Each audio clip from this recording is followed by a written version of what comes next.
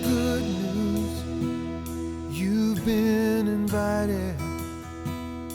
No matter what others may say, your darkest sins will be forgiven, and you will always have a place at the table of grace.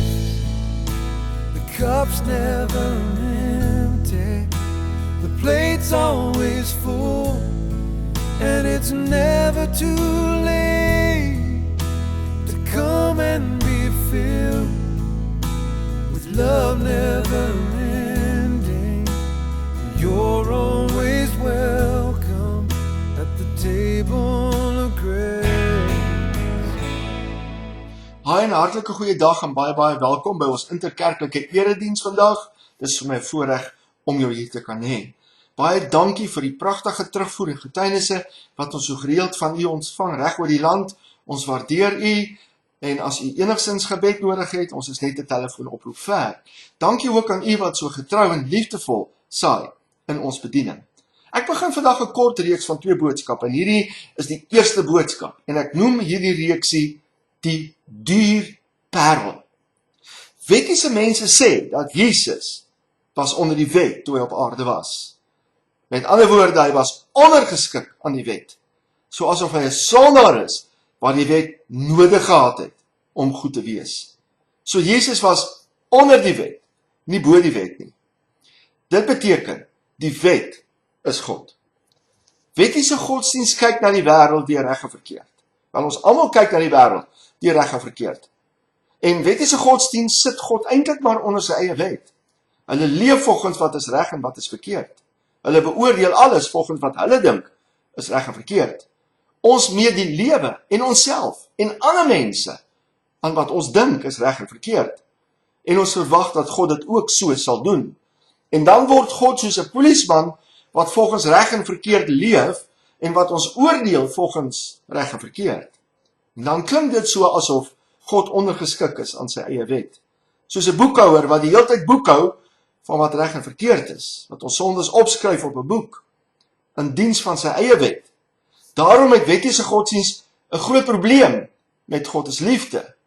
Hulle probeer hom minder lief te maak as wat hy is. Hulle stel hom verkeerd voor as 'n God wat altyd kwaai is en net wil straf die hele tyd. Wettiese godsdienst het 'n probleem met oorvloedige genade en maak dit graag minder oorvloedig. En wanneer jy praat oor oorvloedige genade, dan is daar altyd daai godsdienstige ja maar. Reg en verkeerd weeg vandag swaarder as genade. Volgens wettiese mense werk God net die reg en verkeerd. En genade word ondergeskik aan reg en verkeerd. Die lewe word volgens hulle bepaal deur reg en verkeerd. Liefde is ondergeskik aan reg en verkeerd. Reg en verkeerd word hanteer asof dit God is. Kyk maar na die Jode, die ortodokse Jode wat die wet teen hulle deurkosyne sit, as hulle verbystap daaraan vat. Dit is waardeur hulle leef, deur reg en verkeerd. Dis hulle God. Daarom kon die Jode Jesus kruisig, want die God van die wet het hulle aan die kruis vasgeslaan, omdat die wet hulle God geword het. En reg en verkeerd bepaal in hoe mate God se liefde gaan werk in die oë van wettiese mense. Liefde is ondergeskik aan reg en verkeerd. Liefde werk net eers as jy genoeg reg doen en genoeg verkeerd vermy. En genade word net eers genade wanneer jy reg leef. Reg en verkeerd het vandag se evangelie geword. Ek kyk maar na Christene, ons gelowiges, op Facebook, op die internet, op die elektroniese media, hoe hulle stry en kritiseer en baklei onder mekaar oor wat hulle dink reg en verkeerd is. Ek dink maar aan die COVID, hoe baklei gelowiges daaroor met mekaar.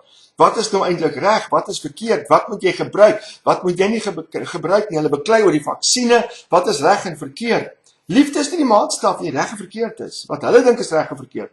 Hulle beklei met die president omdat dit verkeerd is om die kerkgebou te sluit. Hulle sê dis verkeerd. Want in godsdienst draai alles om die gebou, asof God in tempels woon wat met hande gemaak is. Ons sukkel om in die gebou terug te kom. God sukkel om ons daar uit te kry. My opinie is daar minder kerkgeboue was daar dalk minder verdeeldheid en meer Jesus op die markplein, soos ons juist nou sien in COVID-tyd, waar gelowiges op die markplein gaan, om die hospitale gaan sing en bid. Dis 'n wonderlike demonstrasie van die liefde van die Here. Maar hierdie ouens wat so beklei vir hulle Christelike regte, is nie die held van die Christus storie nie, dis die man aan die kruis wat sy regte opgegee het. Maar ons hele mindset is geprogrammeer deur ons wettiese godsdiens, om na die lewe te kyk, deur reg en verkeerd, sonder liefde. Ons meet mekaar nie aan liefde nie, maar aan reg en verkeerd. Liefde is ondergeskik aan reg en verkeerd. Ek gaan jou lief hê as jy reg is volgens my standaarde, want godsdiens werk die hele tyd met reg en verkeerd. Ek gaan vir jou genade gee as jy reg is. As jy verkeerd is, gaan liefde nie werk nie, want ons werk deur reg en verkeerd. Liefde is ondergeskik daaraan. En as jy in my oë verkeerd is, gaan ek jou sommer blok, ek gaan jou unfriend, ek gaan jou aanval, ek gaan jou kritiseer, want volgens my boeke is jy verkeerd, want dis hoe ek leef, deur reg en verkeerd. Ons leef volgens reg en verkeerd, want ons pa Adam het van daardie vrugte gaan eet, en ons is op 'n reg en verkeerd dieet. Nie liefde nie. Die Bybel word soos my wetboek. Maak met die Bybel wat die Jode maak van die wet, in plaas van dat ek na die Bybel kyk as my identiteitsboek, wat vir my wil wys wie ek is, in plaas van dat ek na die Bybel kyk as hierdie liefdesverhaal van ons Vader, wat vir my en jou kom soek vir homself, om ons vir homself te kry. Ek onthou baie jare gelede, het ek die erediens op een van die Afrikaanse radiostasies waargeneem. En ek het gepreek oor genade, en 'n ou bel my daai Sondag na die uitsending, en hy skel vir my uit, hy was my kop, en hy skreeu oor die foon, julle genade predikers, moet almal vrek gemaak word, want hy het homself gesien as die gatekeeper, as die hekwagter van die wet van reg en verkeerd. Want dis hoe mense opereer wat leef deur reg en verkeerd. Hulle leef nie deur liefde nie, hulle leef deur die wet. En die wet is koud en klinies en veroordeel. Daar's nie liefde daar nie. En daarom wettiese mense openbaar nie 'n God wat liefde is nie. Hulle openbaar hulle idee van wat reg en verkeerd is. En hulle meet ander mense aan hulle opinie van wat hulle sê reg en verkeerd is. Hulle meet nie mense aan hoe lief die Here ons het nie. Hulle kyk nie na mense deur die oë van die Here nie, maar deur die oë van die wet. En hierdie reg en verkeerd mindset kyk skeef na oorvloedige genade en sê, te veel genade is gevaarlik. So asof genade mens kan laat sonde doen. Want jy sien, as dit so is, dan het Jesus 'n fout kom maak om oorvloedige genade aan ons te kom voorstel. Met ander woorde, God het vir ons iets gegee wat ons kan laat sonde doen, genade. En daarom, 'n lewe deur reg en verkeerd, probeer ek myself beter en goed en heilig en aanvaarbaar maak.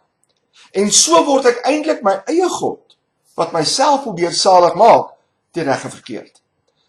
Daarom het die Here gesê, Adam en Eva moenie eet van daai boom nie, want die mens gaan probeer om sy eie God te wees, om deur reg en verkeerd te leef en te dink, daarin gaan hy die lewe kry. Daarom kon die wettiese Jode in Jerusalem maklik vir Jesus kruisig, want die wet was hulle God, en die God van die wet was ondergeskik aan die wet, volgens hulle. Maar God is liefde. God is nie wet nie, God is liefde. En as die Vader gewerk het deur wat reg en verkeerd is, dan is genade 'n leuen, en bestaan genade nie. Want die wet werk nie deur genade nie, maar deur reg en verkeerd. En dan is 1 Korintiërs 13 'n leuen, wanneer dit sê die liefde hou nie boek van die kwaad nie, want die wet hou boek van die kwaad, reg en verkeerd hou boek van die kwaad. Dan was Jesus ook nie goed nie, want hy vergeef 'n owerspelige vrou, wat teen haar sin gedwing word na hom toe. Hy gaan eet saam met die skelm sondaars in Saggeus se huis. Hy leef tussen die sondaars. Hy laat 'n owerspelige vrou sy voete was, aan hom raak, en sy voete afvee met haar hare. Hy laat 'n onrein vrou wat aan bloedvloeiing ly aan hom kom vat, wat volgens die wet hom onrein maak.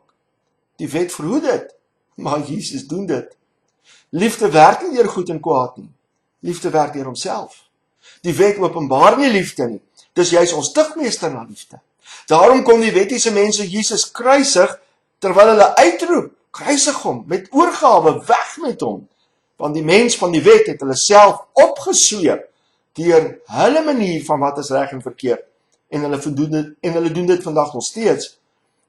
Want die wet gee nie vir jou 'n liefdevolle hart nie, maar 'n hart wat maklik kruisig as jy nie in hulle mold pas van wat reg en verkeerd is nie. En hulle gaan sit God se liefde eenkant in 'n klein boksie, hou die boksie toe en interpreteer alles wat Vader doen deur reg en verkeerd.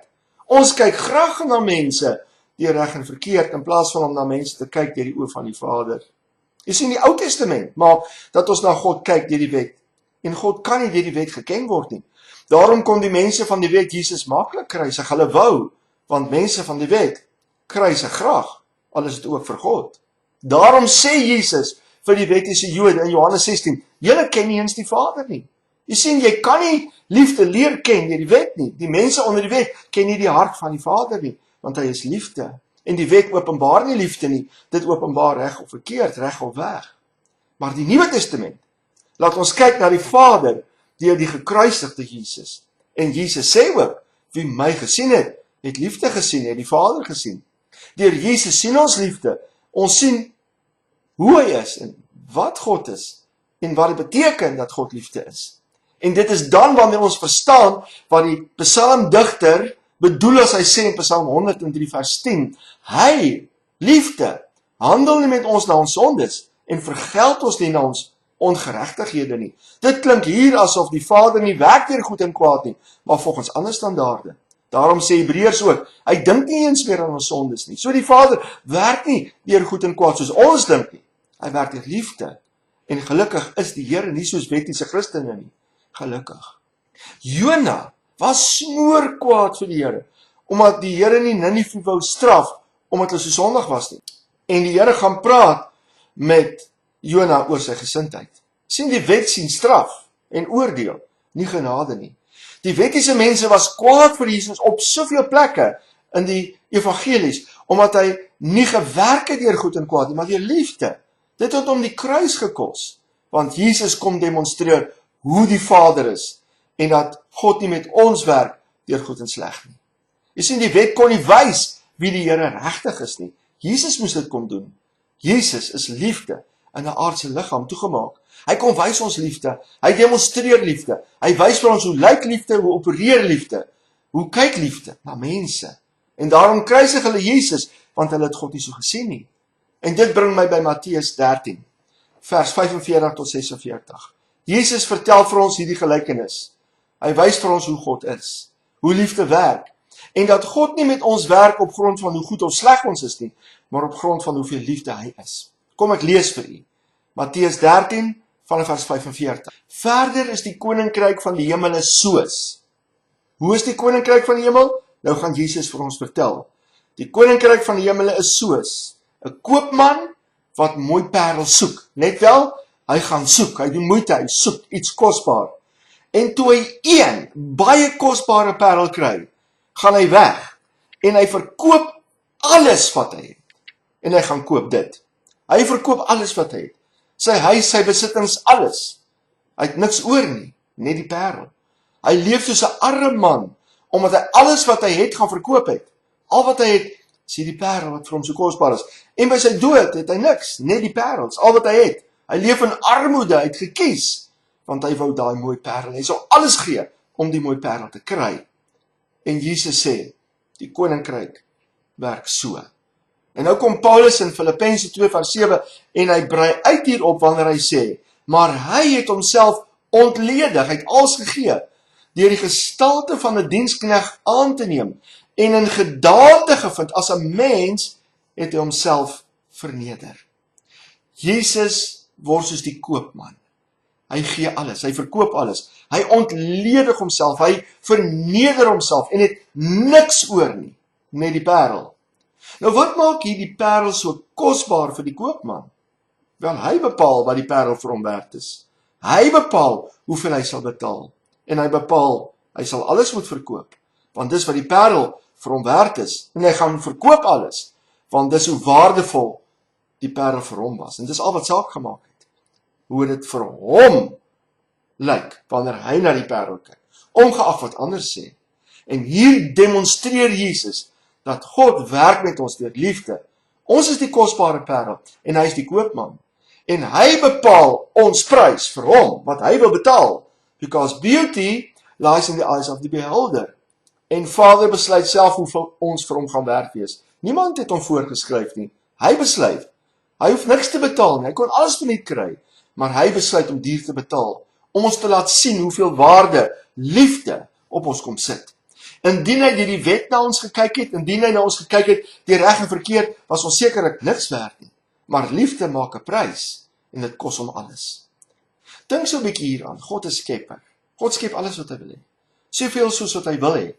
En niks wat hy skep kos hom enigiets nie. Dit is alles verniet. Hy kan skep wat hy wil, hoeveel hy wil hê, sonder moeite, sonder dat dit hom iets kos. Dit is maklik vir hom om te skep, hy is God. En hy kan baie skep van alles wat hy wil hê, en dit gaan hom niks kos nie. Maar God is liefde, en hy wil sy liefde bewys, want liefde wil homself altyd bewys. So wat doen hy? Hy ontwerp 'n prys op ons, vir homself. Hy bied as ware teen homself, en toe hy alles gee en homself ontledig, slaan hy die bod toe op homself. Hy dink 'n prys uit, wat hy gaan betaal vir ons, en hy maak ons duur vir hom om te koop. Niemand het gesê hy moet dit doen nie, niemand het gedink hy hoef dit te doen nie, niemand het dit van hom verwag nie. Hy doen dit, want dis hoe liefde werk. Alles wat hy het, is verniet. Maar liefde wil bewys hoe lief liefde is. Alles is verniet vir hom. Maar God kies, ek en jy gaan nie wees nie. Hy self bepaal 'n prys. Niemand hoef hom voor te skryf nie. Niemand het gesê hy moet nie. Daar was niemand op die audisie van die slawemark om te bied op ons teen God nie. Hy hoef nie te betaal nie. En dan nog alles te gee boonop nie. Die prys op ons koppe, as hy uitvindsel. Hy besluit. Hy gaan dit nie vir homself maklik maak om ons te kry nie. En hy besluit, hy gaan 'n prys op ons sit, wat hy sal moet betaal vir ons. Hy besluit, hy gaan dit vir hom moeilik maak om ons te kry, en hy ontwerp 'n prys op ons kop. Hy bepaal vir homself, wat hy vir ons sal moet betaal, en wat ons vir hom gaan kos. En dis die wonderwerk. Dis die liefde, dis genade. Alles is verniet. Maar God sê, behalwe die mens, ek wil betaal. Want liefde wil bewys, liefde wil betaal. Liefde gee waarde aan dit wat liefde wil hê. En God besluit, ek gaan hulle wys wie ek is, hoe ek is. Ek gaan hulle wys dat ek nie deur reg en verkeerd met hulle gaan werk nie, maar deur liefde. Ek kan enigiets kry wat ek wil hê, sonder om te betaal. Klap net my vingers, spreek net 'n woord. Enige parel, enige skat kan ek kry, en dit sal my niks kos nie. Dis so maklik om te kry wat ek wil hê. Maar ek bepaal, en ek besluit, dat dit nie so met die mens gaan wees nie. Ek gaan die mens duur maak vir myself. Ek is soos die koopman, en jy is soos die parel. God sê, ek sal bepaal wat jy vir my werd is. Dat jy vir my kosbaar is, dat ek alles wat ek het, gaan verkoop, want ek wil jou hê. Ek gaan myself ontledig en verneder. Ek gaan niks oor hê nie. Hulle gaan selfs die klere wat aan sy lyf is vat, en daaroor dobbel, terwyl hy besig was om te betaal aan die kruis. En dis hoe hy vir ons gaan wys, dat hy nie met ons werk, soos hy werk met die skepping nie. Dis asof God sê, ek gaan jou nie verniet maak vir my, om te neem vir my nie. Ek gaan jou duur maak vir my, sodat jy kan sien hoe lief ek jou het. Jou waarde hang nie af van hoe reg en verkeerd jy is nie. Liefde kyk nie so nie. Liefde waardeer sondaars as kosbaar, maak sondaars duursaam, en sê, God bewys sy liefde tot ons daarin. Liefde wil onsself bewys, dat hy vir ons gesterf het, dat hy betaal, toe ons nog sondaars was. Dis nie 'n reg en verkeerd waardasie nie, want dan beteken dit jy's niks werd nie. Dis 'n liefdeswaardasie, en dit kos hom alles. Vader besluit, jy is 'n kosbare parel. Hy wil jou nie verniet hê nie, hy gaan alles gee om jou te kry. So graag wil hy jou hê, sodat jy kan sien. Want liefde wil bewys, liefde wil wys. Kyk, dis hoeveel jy vir my werd is. Ek sal besluit, sê die Here. Because beauty lies in the eyes of the beholder. Toe die mense van Noag gespot het, terwyl hy die ark bou, sê die skrif, Noag het genade gevind in die oë van die Here. In die oë van die Here is jy kosbaar. Dis hoe God na jou kyk. Al sien niemand dit nie, al sien hulle al die verkeerd in jou lewe, God kyk nie so nie, hy kyk na jou deur liefde. Jou optrede van reg en verkeerd sal nie vir hom voorskryf wat jy vir hom gaan kos nie, want dan sou jy niks werd gewees het nie. Liefde self besluit wat jy vir hom werd is, en hoeveel hy gaan betaal. En hy wys vir ons aan die kruis, ons is vir hom soveel werd, soos die prys wat hy vir ons betaal het. Ek gaan jou soveel werd maak vir my, dat ek 'n liggaam sal skep vir my seun.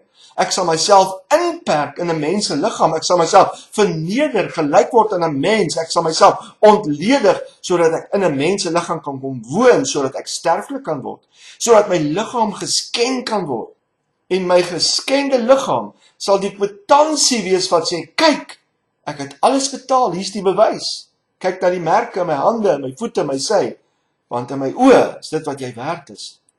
God is liefde. Hy kom my verniet kry, maar hy besluit om sy liefde te bewys. Hy maak my so duur, hy moes alles gaan verkoop. Niemand sou gedink het dis nodig nie.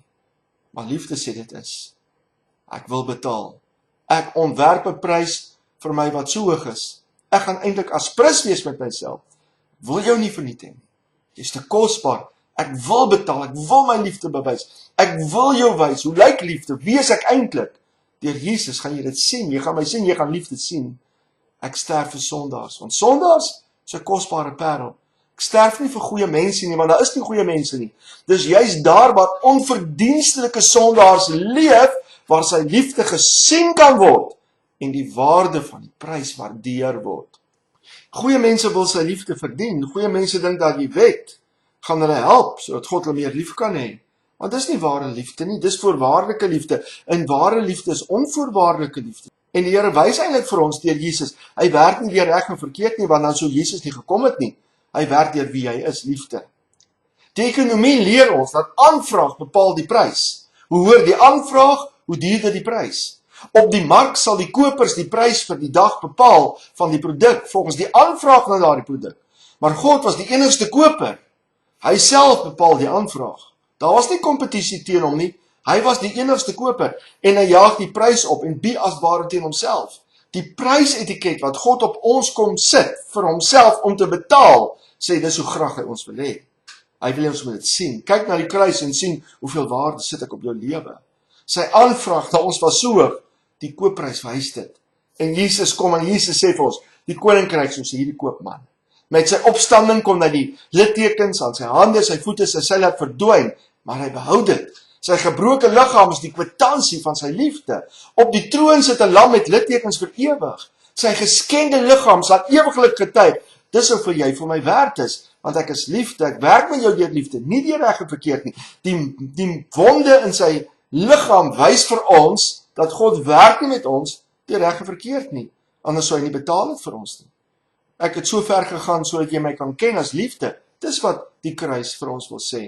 Die Here sê vir ons, ek koop jou vir my, nie omdat jy goed is nie, maar omdat ek liefde is. Liefde bepaal jou waarde, nie reg en verkeerd nie. Anders sien jou nie soos ek jou sien nie. But beauty lies in the eyes of the beholder. En ek sien dit as ek na jou kyk. Hulle bepaal jou waarde deur reg of verkeerd, deur hoe goed jy is, hoe reg jy is volgens hulle standaarde. Maar liefde kyk nie so nie. Liefde kyk nie hoe reg jy is nie, maar hoe goed hy is. Liefde sien 'n kosbare parel waar iemand anders 'n fout sien, iemand wat verkeerd is. Liefde kyk anders. Solank ons na onsself kyk deur goed en kwaad, deur reg en verkeerd, deur die wet, sal ons nooit soos kosbare parels voel nie. Ons sal nooit ons waarde vir hom sien nie. Ons sal ons waarde bepaal deur ons werke, deur ons prestasies, deur ons kerkaktiwiteit, deur wat ons doen, hoe reg ons leef, hoe goed ons is. Ons sal ons waarde daar gaan soek, in plaas van om na liefde te kyk, en liefde se oë in te sien, hoe liefde na my kyk. Jesus wys vir ons dat God is vry om te wees wie hy is. Hy's liefde. Liefde kom maak ons vry van die wet, sodat ek en jy ook kan vrykom van ons hele persepsie van na mense te kyk deur reg en verkeerd, om deur liefde te kyk, deur liefde te leef, om deur liefde na onsself te kyk. Want anders gaan ek 'n slaaf van die wet bly, van reg en verkeerd, en gaan ek net liefde wys vir die wat reg is en goed is en wat soos ek dink. En dan gaan ek die ander blok en dan vriend en kritiseer en aankla. En so sal mense nooit in my lewe sien hoe God is nie, hoe liefde lyk nie. Mense wat leef deur reg en verkeerd dink dat hierdie soort prediking wat u vanmôre hoor is gevaarlike prediking. Weet jy se ouens wat hier begin kyk het 10 en al klaar afgesit. Want hulle sal dink, wel hierdie tipe prediker sê mense kan maar sonde doen. Soos een oom baie jare gelede in die Boland een Sondagoggend in 'n erediens uit die kerk uit gevlug het na so 'n preek soos hierdie en gesê, dis ook net altyd liefde, liefde, liefde, liefde. Want mense wat leef deur reg en verkeerd het 'n probleem met hierdie soort liefde. Maar die vraag wat ek vandag vir jou vra, is dit nie so dat liefde alles verander nie? Liefde maak my vry. Vry om alles te gee vir die Here. Net so sy liefde aan ons kom openbaar, dat hy vry was om alles te gee wat hy het. Net so maak liefde ons ook vry om alles te gee vir hom wat ons het. Want nou kyk ons na hom deur liefde en liefde wil altyd gee. Liefde maak my vry van my sondes. Dit maak my vry van my liefde vir vleeslike begeertes. Iemand skryf so en ek sluit hiermee af. The Godhead is held together by nothing except love. This is true from eternity to eternity. Daar was nie reg en verkeerd in die drie eenheid in die ewige verlede nie. Daar was net liefde. Dit geleef deur liefde, nie deur reg en verkeerd nie. Daar was nie 'n wet nie. So hierdie ou skryf en hy sê, we as believers are invited into the same place of love. Grace invites us into an intimacy with God in love, one that was previously shared only among the members of the Godhead. We as the church, as Christ's bride, have been honored and raised up beyond any human expectation. This is ultimately the goal and end of grace, to operate purely on the basis of love. Truly, grace is amazing. No wonder the angels long to look into these things. 1 Petrus 1 vers 12. Volgende week gaan ons aan met hierdie boodskap. Ek wil graag vir jou bid. Kom ons sluit die oë. Hemelse Papa Vader, U is liefde. Niks anders nie. Dis nie liefde plus enigiets anders nie. Dis net liefde. En U kom gee aan ons die wet, sodat ons kan uitbrand in ons pogings om reg en verkeerd as ons lewe te neem. Sodat ons kan jaag en hardloop, sodat ons getugtig kan word tot by Jesus, tot in die arms van liefde en daar kan sien wat die lewe eintlik is. God is liefde. Dankie Jesus dat U die manifestasie van liefde is. As ons na U sien, sien ons die hart van 'n Vader wat onverskrokke lief is vir sondaars, vir mense soos ek. Ek dank U vandag dat U liefde is vir my. Dat U teenoor my is soos wat U is in die drie-eenheid met U self. Dat U my lief het soos U die Seun lief het. Dat ek vir U soveel werd is soos die prys wat U vir my betaal het. Dankie dat liefde daardie waardasie op my kom sit. Dat U my sien spartel het in my eie bloed, in my eie sondes, in my eie werk, in my pogings om myself beter te maak. U het my kom was met die bloed van die lam en my aanvaarbaar gemaak. Dankie dat ons U liefde kan sien te midde van omstandighede en situasies. Kan ons sien dat U ons lief het. Ons soek nie na bewyse in die gebrokenheid van hierdie wêreld nie. Die bewys hang aan die kruis. Dit oortuig ons te midde van ons omstandighede dat U ons altyd lief het. Dankie Here. Wanneer die stryd van die lewe te groot raak, die storms om my woed, kan ek myself herinner, die Here het my lief. Hierdie storms is nie die Here wat my wil straf omdat ek verkeerd is nie. Dis die sondige wêreld, die gebroke wêreld, wat so kom en 'n aanslag loods. Maar Here, U is die een wat my lief het, wat in my woon. Liefde is die krag van God in my gebrokenheid, in die storms van die lewe. Ek hou vas aan dit. In Jesus naam. Amen. Dankie dat U geluister het tot die Here seën. You've been invited, no matter what others may say. Your darkest sins will be forgiven, and you will always have a place at the table of grace. The cup's never empty, the plate's always full, and it's never too late to come and be filled with love never ending. You're always welcome at the table of grace.